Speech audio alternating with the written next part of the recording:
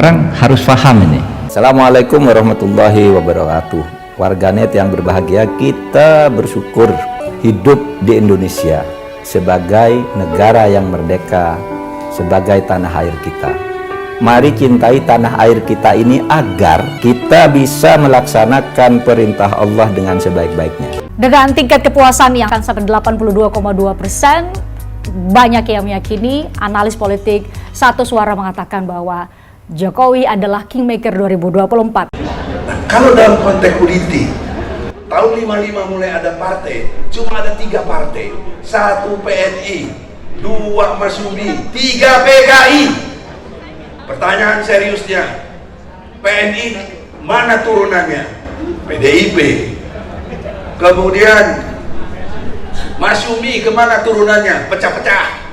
Ada PKS, ada P3, ada PAN, ada macam-macam. Sekarang ada Partai Umat, ya dong. Itu cikal bakalnya pasti dari Masyumi. Lihat sejarah.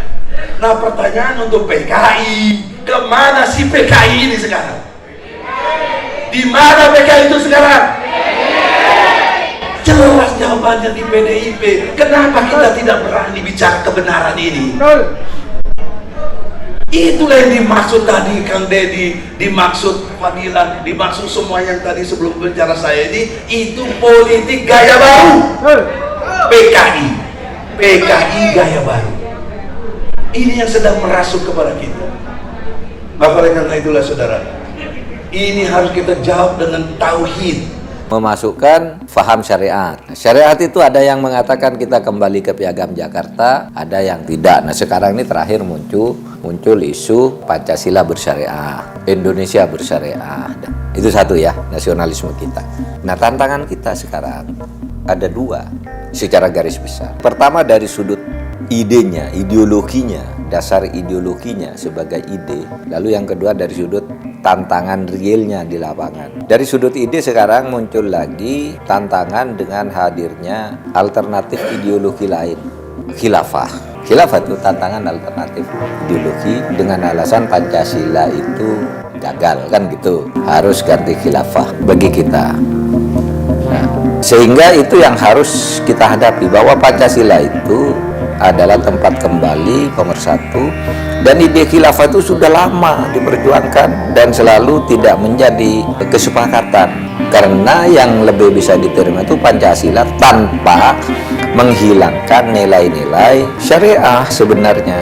Karena syariah itu apa sih? Kalau saya katakan begini, kalau Indonesia bersyariah itu atau Pancasila bersyariah itu sebenarnya berlebihan istilah itu, karena sebenarnya kita ini sudah bisa hidup bersyariah tanpa menyebut kata bersyariah. Bersyariah itu apa sih? Bersyariah itu intinya tauhid, bertakwa kepada Allah Tuhan yang Maha Kuasa. Nah, tauhid itu kan menurunkan aturan-aturan hidup. Nah, misalnya Anda harus berbuat adil, syariah kan. Anda harus menegakkan demokrasi dengan baik, musyawarah dengan baik. Anda harus punya pemimpin yang jujur, itu kan syariah. Anda harus menegakkan hukum, itu syariah. Anda harus toleran, itu syariah. Jadi kata Indonesia bersyariah itu sebenarnya sudah ada. Kita harus toleran. Kita tetap berpegangan kepada Ahlus Sunnah wal Jamaah Nadiyah. Jangan pernah keluar dari situ. Biar kita tetap tidak gelisah oleh berbagai peradaban manusia yang terus bergerak maju. Apa yang saya sampaikan di sini adalah gambaran besar dari bagaimana berbagai ideologi transnasional hari ini yang berusaha menggerus dari kalangan Nahdien hari ini satu persatu. Madura, Pak, saya ini orang Madura. Di Madura yang namanya sesama Nahdien itu sudah saling ikam hanya gara-gara perbedaan orientasi politik, gara-gara cebong kampret, gara-gara kadrun Basar RP. Padahal ini sudah telah lama lewat. Inilah dampak politisasi agama. Ini yang harus kita pahami. Hanya gara-gara politisasi agama, Sunni dan Syiah bermusuhan 1500 tahun gak damai-damai hingga hari ini. Dan 2014 melahirkan cebong dan kampret hingga hari ini tidak selesai juga. Endamnya awet, marahnya awet, musuhannya awet. Karena masing-masing merasa dilegalkan oleh ajaran-ajaran agama. Nah, oleh karena itu marilah kalangan Nahdien tetaplah kita berada dalam firqoh-firqoh politiknya kalangan Nahdien. Ini jangan jauh-jauh dari Kiai Yusuf, jangan jauh-jauh. Saya nggak mau nyebut partai, nanti disangkain kampanye politik lagi. Tapi yang tadi karena kelepasan, yang 3 huruf. Maaf, kalau Habib Zaman dari Kemenak itu biasanya masih menyamarkan dengan partai kurang selawat. Tapi saya tadi karena kelepasan, ya mohon maaf. Jadi apa yang saya gambarkan hari ini bahwa kita harus memperkuat berbagai tali persaudaraan di kalangan Nahdien ini.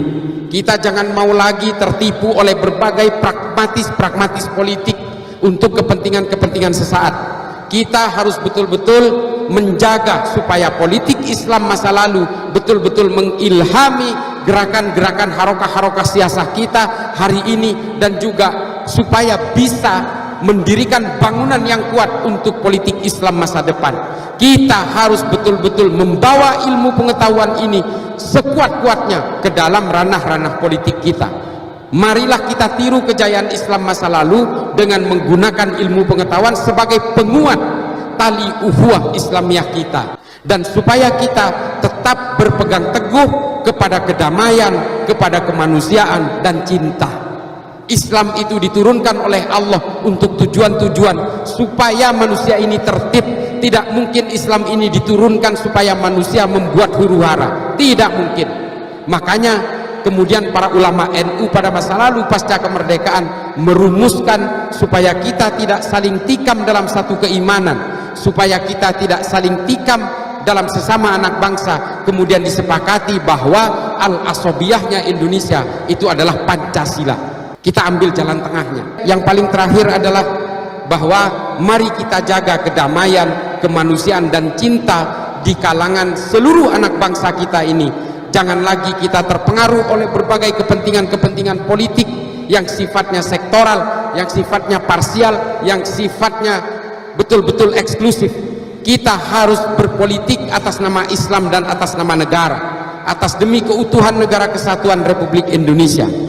Semoga Allah senantiasa menuntun kita di jalan yang diridhoinya. Aku qouli hadza, astaghfirullah li wa lakum. Wassalamualaikum warahmatullahi wabarakatuh. Terima kasih.